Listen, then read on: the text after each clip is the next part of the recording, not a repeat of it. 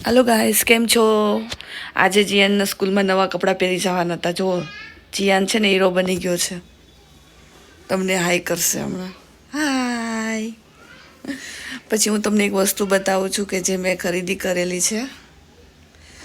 बहु मस्त छे। जो हैंड्स फ्री। मने बहु गमे सॉन्ग सांभळवा।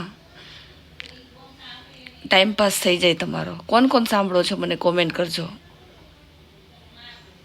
मजा आवे एम कोई न होय त्यारे एकला मस्त सॉन्ग सांभळीए ने तो मने तो बहु गमे। तमने कोण कोण सांभळो छो मने कहेजो। પછી તો હવે તમને બતાવ્યા। હવે ભૂખ લાગી ગઈ છે। દાડમ છે ફ્રીજમાં, તો દાડમ ખાઈએ। બધા કહે છે કે દાડમ ખાઈએ ને તો લોહીમાં સુધારો આવે।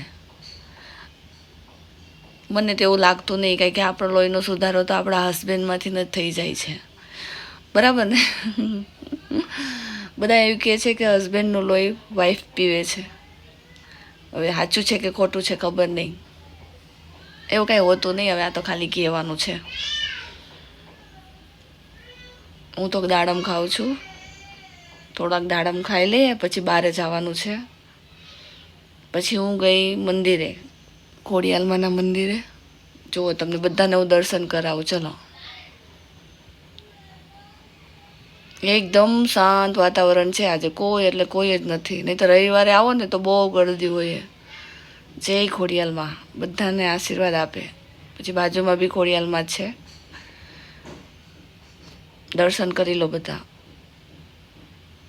પછી સામેની જગ્યા પર બહુ બધી દશામાની મૂર્તિ હતી, કે દશામાના વ્રત કરે છે લોકો, અને હું બી કરું છું।